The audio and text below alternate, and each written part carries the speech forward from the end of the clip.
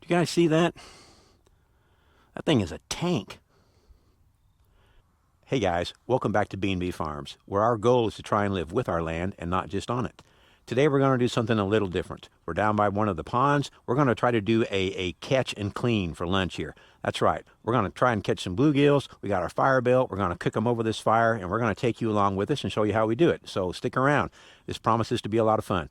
Thanks, guys. We're glad you're here.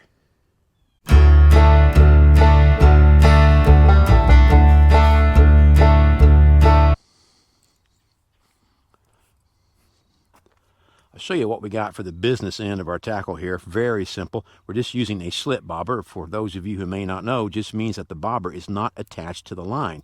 It's free to slide, a distance on the line. There's a knot. Does that show up? Right there.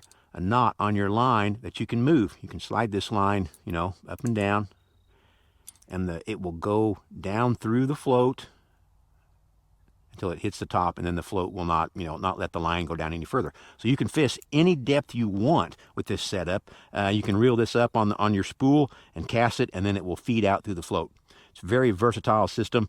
If more people knew about slip float fishing for bluegills, yeah, there'd be a lot more bluegills caught. All right, let's get to it. We're going to use some bee moth or some wax worms for bait, and see if we can get something interested. Here we go.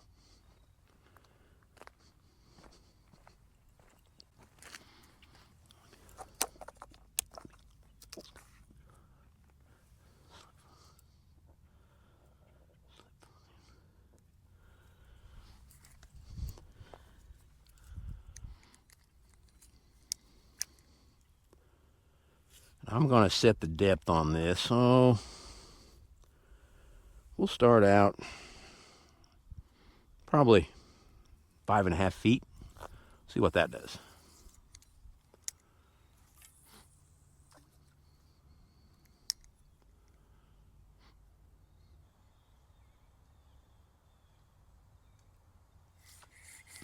There's one. Feels like a really good one. Look at the bend in that rod. These hybrid bluegills, they are no joke. Yeah, this is a big fish. Come up here.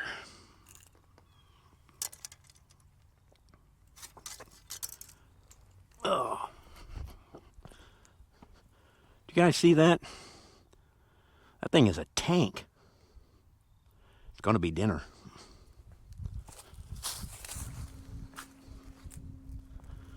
Get him in there.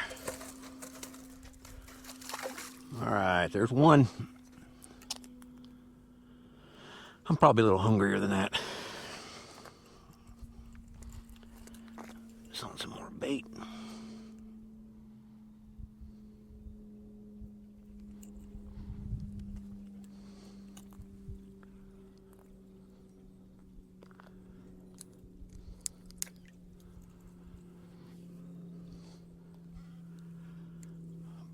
Our float stop slipped down. We'll adjust that real quick and get back out there.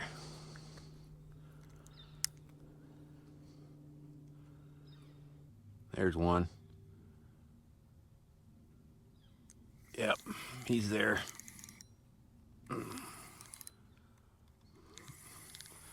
Another good one. He hit that when it was still and hadn't reached the bottom of its travel yet, so he may have swallowed it.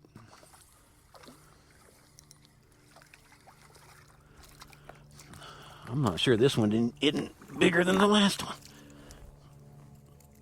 Yep, swallowed it. All right.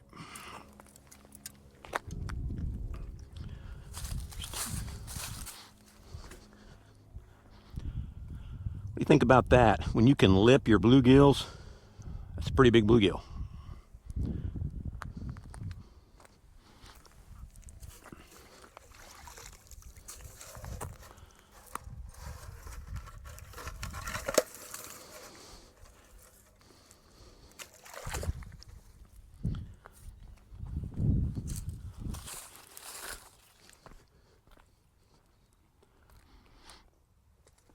Where are you guys going? putting together an escape plan.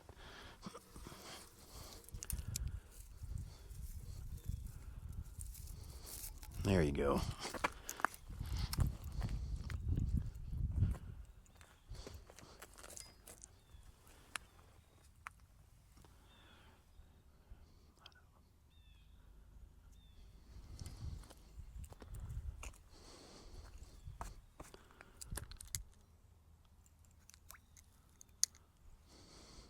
All right, that looks pretty good. See if we can catch another one.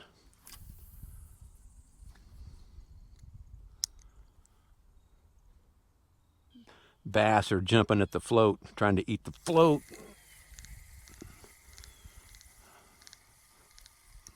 There's another one. This one feels a little smaller. I actually like that. It pains me to eat my biggest fish. Oh yeah, this is a perfect eater. A native bluegill. Those other two we caught were hybrids. This is a native bluegill. A lot. Get up here. A lot smaller. Actually, this fish is stunted. You can tell that. Bring you up here. You can tell that by the fact that its fins and its eyes are large compared to its body. Same thing with its tail. See how big its tail is? It's a sure sign that this fish grew up not having enough to eat, and it is stunted. So it's a perfect candidate to, put in some hot oil.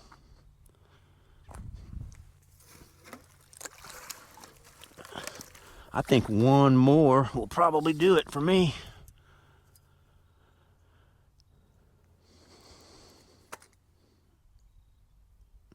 Let's see.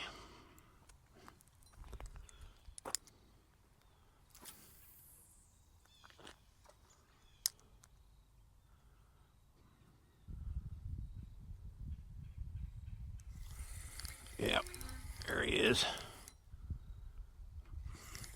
This one's got some shoulders on it. Not quite as big as the first two, doesn't feel like. Bigger than the last one, though.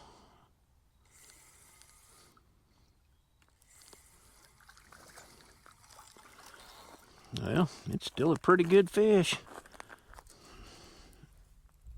Nothing wrong with that.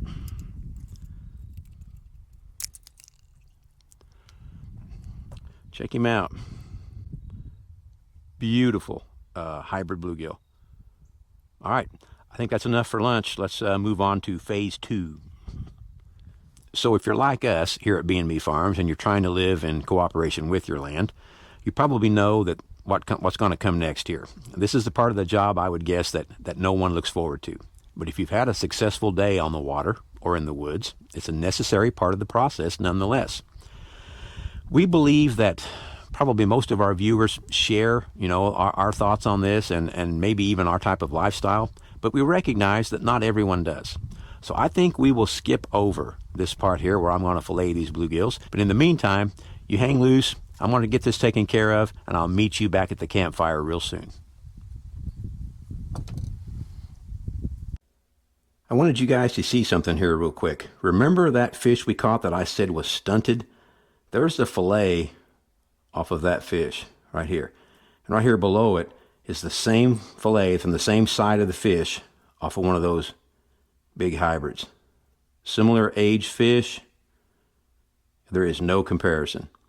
Hybrids are not the fish for every pond, but if you understand their limitations, you can really reap the benefits. Well, that part's done, and just like I told you, we're back up at the campfire at the cabin. Let's take a look and see how the fire is doing. I think that is just about perfect. Now what we're cooking over is just a semi or a heavy truck rim, a steel one. Used to be real common. Don't see those as much as I used to anymore, but they have one really cool feature. I'll show you.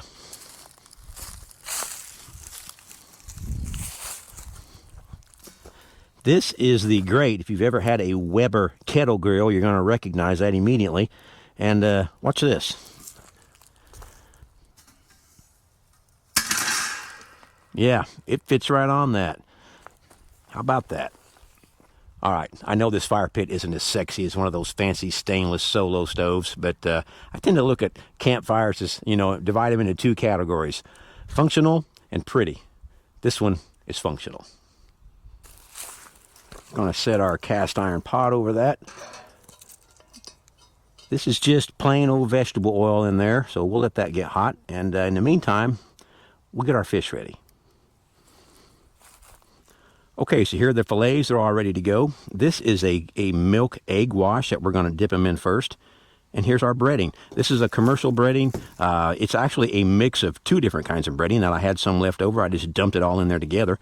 If I were cooking for someone else, I'd probably use a shaker basket. Coat the fish, put them in the shaker basket, shake them all off. It lets you reuse, a lot of that breading and gets the fish pretty clean, no excess breading on it when it goes in the oil.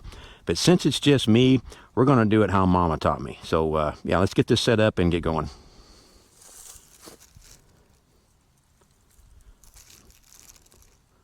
Put everything in the milk egg wash.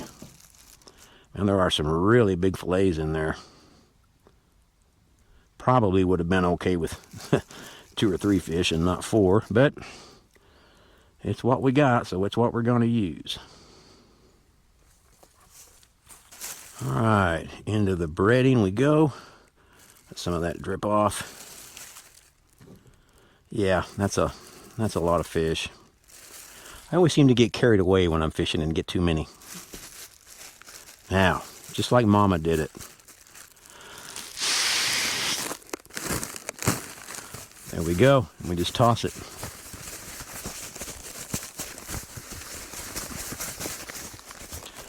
Perfect. Throw the whole thing away when you're done. No mess. All right, in we go. Man, that is a big fillet. Oh, perfect.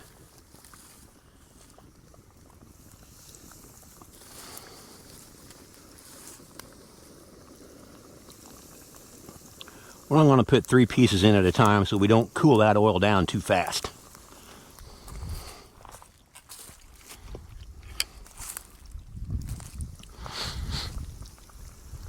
Check it out. That's what it's all about right there.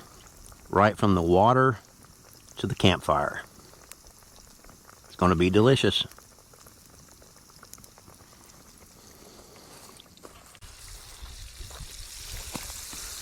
I'd say that's about done. Let's see. Getting close.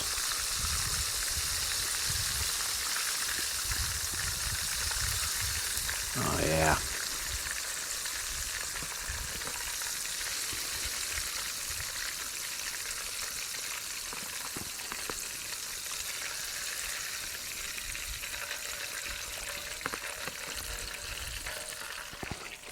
You guys see that? Yeah, it's going to be delicious. Next batch.